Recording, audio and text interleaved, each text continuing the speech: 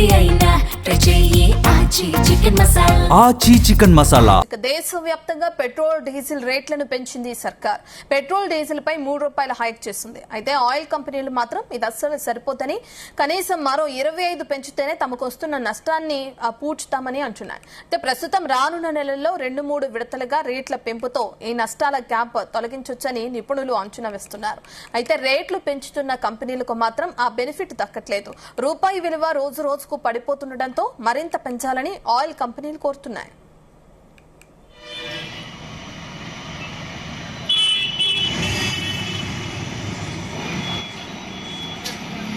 సంబంధించిన పూర్తి డీటెయిల్స్ మా చీఫ్ న్యూస్ కోఆర్డినేటర్ రాధాకృష్ణ అందిస్తారు.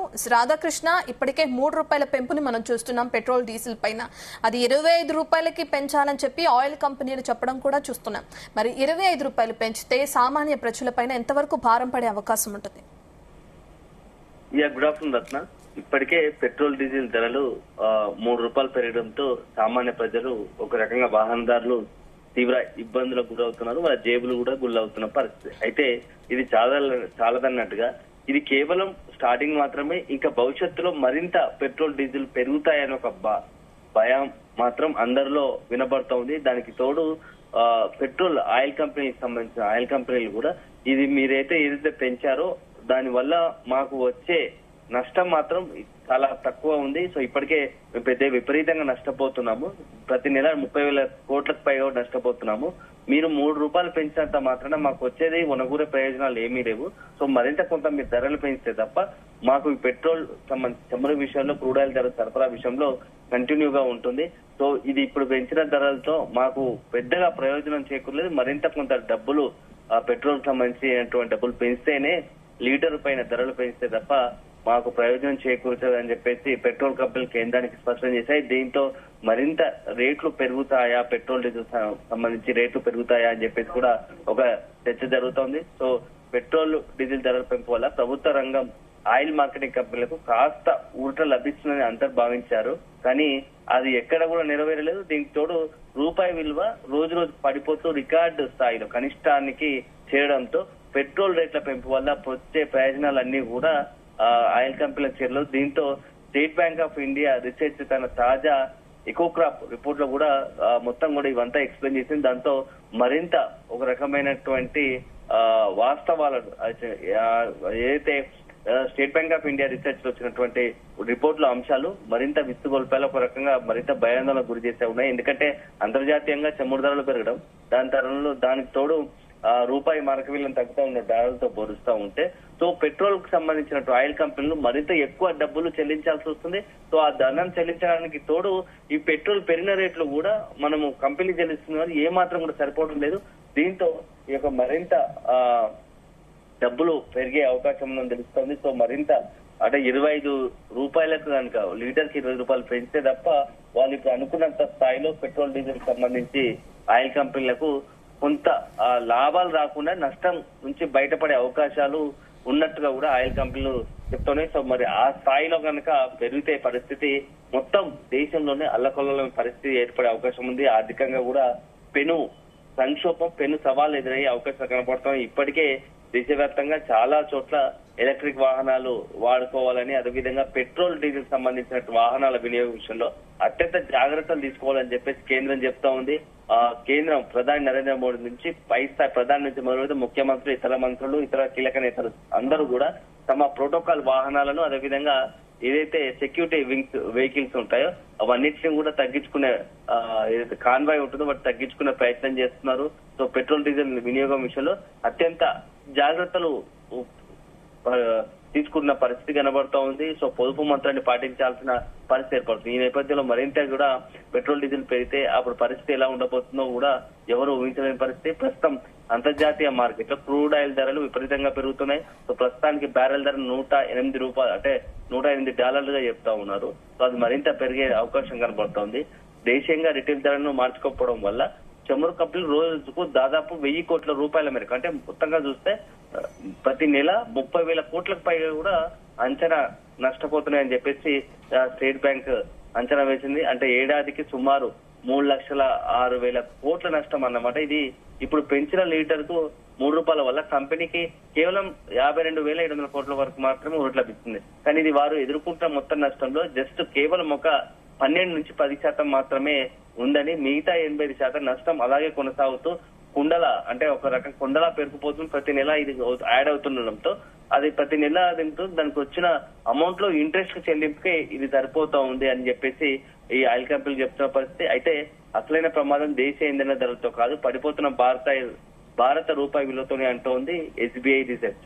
డాలర్తో పోలిస్తే రూపాయి విలువ మరో ₹2 పడిపోతే ఇప్పుడు పెట్రోల్ రేటు పెంచడం వల్ల చమురు కంపెనీలకు వచ్చిన లాభాలన్నీ పూర్తిగా ఆవిరై ప్రయోజనం మాత్రం శూన్యంగా, అంటే ₹3 పెరగడం వల్ల కొంత ఊరట కలిగిస్తుంది అనుకున్నా కూడా ఇంకొక అమెరికా డాలర్ తో పోలిస్తే రూపాయి మార్గం మరింత తగ్గితే మాత్రం అప్పుడు ఆటోమేటిక్ గా మొత్తం పెంచినది కూడా నిష్ప్రయోజనం అవుతుంది అనేది ఈ యొక్క రీసెర్చ్ లో తెలుస్తుంది. ప్రస్తుతం అంతర్జాతీయ మార్కెట్ లో క్రూడ్ ఆయిల్ ధర $105 పెరిగితే ఆ భారతదేశానికి వచ్చేసరికి ఒక బ్యారెల్ ముడి చమురు ధర 9,966 అవుతుంది. ఇప్పుడు పెంచిన ధర ₹3 పెరగడం వల్ల కంపెనీకి బ్యారెల్ ధర ₹440 లబ్ధి చేరుకుంటుంది. కానీ రూపాయి మరింత బలహీన పడితే ఆ దిగుమతి ఖర్చు కూడా పెరిగి రేటు పెంచడం వల్ల ప్రయోజనం కూడా 0 అనేది ఈ స్టేట్ బ్యాంక్ రీసెర్చ్ లెక్కగట్టింది. సో గ్లోబల్ మార్కెట్ లో వచ్చే ఈ చమురు షాక్లకు నేరుగా మనం రూపాయి విలువపై ప్రభావం చూపుతున్నాయని ఎస్బీఐ నివేదిక స్పష్టం చేసింది. సో రూపాయి విలువ కూడా పెట్రోల్ ధరని ఎంత పెంచినా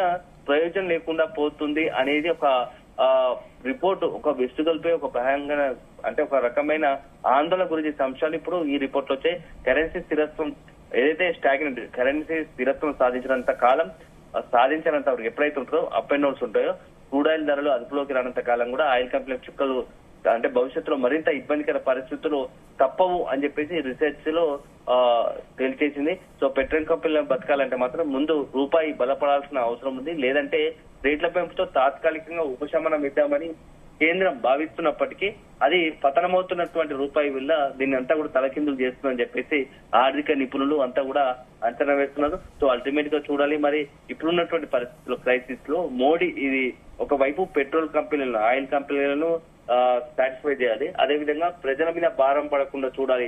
కత్తి మీద సాములాగా కేంద్రంకు ఉంది. ఈ సవాళ్ళని ఎట్లా ఎదుర్కోబోతుంది అనేది మాత్రం మనం భవిష్యత్తులో వేచి చూడాల్సి ఉంటుంది. అంటే రాధాకృష్ణ మొన్న మోదీ చెప్పిన వ్యాఖ్యలు కూడా దీని ప్రకారం అర్థం చేసుకోవచ్చా? వర్క్ ఫ్రం హోమ్ అంటున్నారు. సో అటు ఆ విధంగా చూస్తే పెట్రోల్ డీజిల్ రేట్లు పెరుగుతాయని ముందుగానే అంచనా వేశారనుకోవచ్చా? పెట్రోల్ ధరల పెంపుకు దీనికి సంబంధం లేదు. ఎందుకంటే మనము ఇప్పుడున్నటువంటి పరిస్థితుల్లో పశ్చిమాసియాలో ఒక రకంగా క్రైసిస్ నడుపుతుంది. యుద్ధ వాతావరణ పరిస్థితులు అంతా ప్రపంచవ్యాప్తంగా అంతా పరిస్థితి తలకిందులు అయిపోయాయి. హర్మజ్ జలసంధి మూసుకోవడం వల్ల అక్కడ నుంచి మనకు గతంలో సాధారణ పరిస్థితుల్లో మనకు రెగ్యులర్ గా వచ్చేది సో ఆయిల్ ఏదైతే చమురు ఉందో క్రూడ్ ఆయిల్ అనేదో ఇప్పుడు మొత్తం కూడా అది ఆగిపోయింది. దీంతో దేశీయ అవసరాల కోసం కావాల్సినటువంటి చమురు పెట్రోల్ డీజిల్ ఏదైతుందో మనం ప్రత్యామ్నాయంగా ఆలోచిస్తున్నాం. సో ఇప్పుడు ఒక రకంగా సాధారణంగా చెప్పాలంటే అంతకుముందు హర్మజ్ జలసంధికి అంటే ఇరాన్ అమెరికా యుద్ధం లేనప్పుడు సాధారణ పరిస్థితుల్లో రూపాయి ఉంటే రూపాయికి మనం హర్మజ్ జలసంధి నుంచి అక్కడ నుంచి పశ్చిమాసియా నుంచి కనుక ఎక్కడైతే క్రూడ్ ఆయిల్ దిగుమతి చేసుకున్నామో ఇప్పుడు ఆ పరిస్థితి అంతా కూడా ఆగిపోవడంతో రూపాయిన్నర పెట్టి ప్రత్యామ్నాయంగా రష్యా నుంచి ఇతర దేశాల నుంచి సో అది అంతా ఆయిల్ కంపెనీలపై భారం పడుతూ ఉంది. సో దీనికి తోడు ఇప్పుడు దేశంలో కూడా ఒకవైపు ధరలు పెరుగుతా ఉన్నాయి. పెట్రోల్ డీజిల్ సంబంధించి మన దిగుమతి ప్రతినిత్యం కూడా తెచ్చుకోవాల్సి కావచ్చు. క్రూడ్ ఆయిల్ ధరలు విపరీతంగా పెరుగుతా ఉన్నాయి.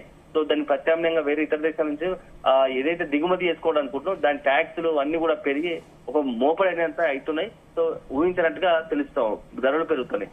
దీనికి తోడు ఇప్పుడు అంతర్జాతీయ మార్కెట్ డాలర్ కు రూపాయి కూడా మారకం విలువ తగ్గుతుండడంతో సో అదొక భారం పెరుగుతుంది. ఇవన్నీ కలిసి మొత్తం పెట్రోల్ డీజిల్ సంబంధించి మొత్తం ఎందుకంటే దేశంలో అత్యధికంగా మనం వీటిపైన ఆధారపడతాం. ప్రతి రంగానికి సంబంధించి ఏదో రకంగా పెట్రోల్ డీజిల్ తో ఇంటర్లింక్ అయి ఉంటుంది. సో దాని ఇంపాక్ట్ అన్ని రంగాల పడంతో అల్టిమేట్ గా మొత్తం దేశీయ ఆర్థిక రంగం పైనే పడుతుంది. కాబట్టి ఇవన్నీ దృష్టిలో పెట్టుకునే సో పొదుపు మంత్రం అంటే ముందుగా పెట్రోల్ డీజిల్ వీలైనంత వరకు అవసరాన్ని బట్టే వాడుకోవడం, ఎలక్ట్రిక్ వాహనాలు వాడుకోవడం అనేది మోడీ చూపిస్తున్న పరిస్థితి. సో కొంత తాత్కాలికంగానే కొంచెం ఇప్పుడున్నటువంటి పరిస్థితుల్లో బయటపడడానికి అదేవిధంగా భవిష్యత్తులో మరింత కొన్ని కఠిన నిర్ణయాలు తీసుకోవడానికి ఎక్కడో దగ్గర కొన్ని మనం అమలు చేయాల్సిన అంశాలు ఉంటాయి. కాబట్టి దాంట్లో భాగంగానే ఈ పొదుపు మంత్రం అది తనే స్వయంగా ప్రధాని మోడీ నుంచే మొదలవుతుంది. కాబట్టి తన కాన్వాయ్ని తగ్గించుకున్నారు. అది అన్ని దేశవ్యాప్తంగా ముఖ్యమంత్రులు కావచ్చు ఇతరత్ర కీలక నేతలు కేంద్ర మంత్రులు అంతా కూడా తమ కాన్వాయ్ని తగ్గించుకొని సో కొంత రోజు వారి ఒక కాన్వాయ్ కావాల్సినటువంటి 100 లీటర్లలో అయితే కేవలం 15-20 లీటర్లకు మాత్రమే వాడుకునేలా కాన్వాయ్, అట్లా అంతా కూడా తగ్గించుకుంటే ఎంతో కొంత మేర మన ప్రయత్నం మనం చేసినట్టు అవుతుంది అనేది ఒక ఆలోచన పడుతుంది. సో భవిష్యత్తులో కూడా చూడాలి. సో ఎన్ని నిర్ణయాలు తీసుకున్నా అల్టిమేట్ గా ప్రపంచవ్యాప్తంగా అంతర్జాతీయ మార్కెట్లు అదేవిధంగా రూపాయి విలువను బట్టి, డాలర్కు రూపాయి విలువను బట్టే మన సంబంధించి అన్ని అంశాలపైన కూడా ఆలోచన ప్రభుత్వ కేంద్రం తీసుకున్న నిర్ణయం పైన కూడా పెట్రోల్ డీజిల్ పెంపు నిర్ణయం ఉంటుందని మనం భావించాల్సి ఉంటుంది. Thank you Radhakrishna.